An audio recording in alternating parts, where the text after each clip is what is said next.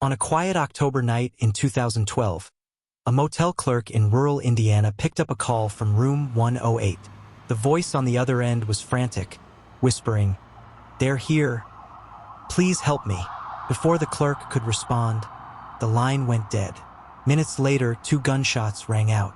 When police arrived at the Moonlight Motel, they found the room unlocked, the window open, and inside, a scene so bizarre it would puzzle investigators for years. The victim was a young woman, later identified as 27-year-old Rebecca Holt, a traveling journalist. She lay on the floor, a single gunshot wound to the chest and another to her forehead. But what caught detectives off guard was the eerie setting.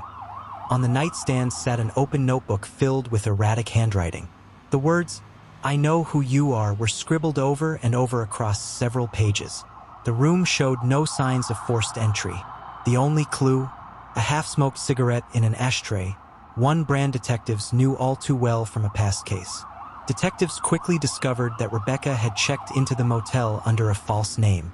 She had been investigating a series of cold cases in the Midwest, all tied to disappearances along highways. Her laptop, missing from the scene, was later found discarded in a dumpster 3 miles away. When police recovered the hard drive, they found that Rebecca had been researching a case from 1996, the disappearance of a woman named Laura Finch, who was last seen in the very same motel room.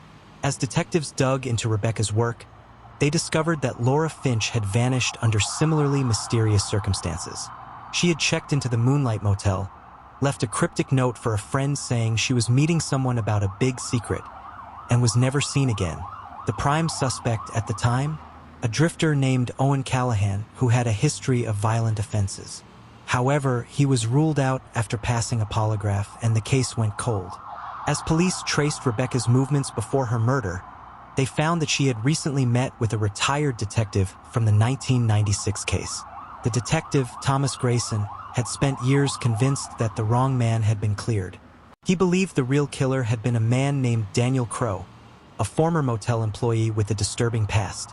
Crow had abruptly left town the day after Laura Finch disappeared, only to resurface in another state years later under a different name. But here's where things took an even stranger turn. Daniel Crow had died in a car accident in 2010. So how could he be connected to a murder that happened in 2012? Rebecca's investigation had led her to Crow's younger brother, Garrett, who had always insisted on his brother's innocence. Detectives discovered that Garrett had been secretly following Rebecca for weeks, growing increasingly agitated as she dug deeper into the past. Phone records revealed that he had been in the vicinity of the motel the night of her murder. When questioned, Garrett cracked. He admitted that he had been at the motel that night, but not to kill Rebecca. He claimed he was there to warn her that she was getting too close to the truth. According to him, the real killer wasn't Daniel or even himself. It was someone who had manipulated the entire case from the beginning. Former detective Thomas Grayson. Grayson, the retired detective who had originally worked the Laura Finch case, had spent years burying evidence. Why? Because he had been secretly involved with Laura Finch before her disappearance. When she threatened to expose him for covering up another crime, a hit and run involving his own son, he silenced her. Rebecca, unknowingly, was getting close to uncovering this dark truth. When police confronted Grayson, they found evidence in his home. A box of old motel records, a stash of letters from Laura Finch, and most chilling of all, Rebecca Holt's missing notebook. In his final act of desperation, Grayson tried to run but was arrested after a dramatic high-speed chase. With Grayson behind bars, both Laura Finch's and Rebecca Holt's cases were finally solved. But the case left many unanswered questions. Had there been more victims over the years? And how many crimes had been covered up by those sworn to protect the law? One thing was certain. Rebecca Holt had lost her life trying to uncover a decades-old secret. And in doing so, she had brought justice to a woman who had been forgotten for far too long. The Midnight Motel murders remind us that sometimes the biggest threats don't come from the shadows, but from the very people we trust to solve the mysteries. What do you think?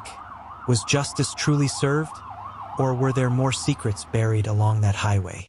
Let me know in the comments below.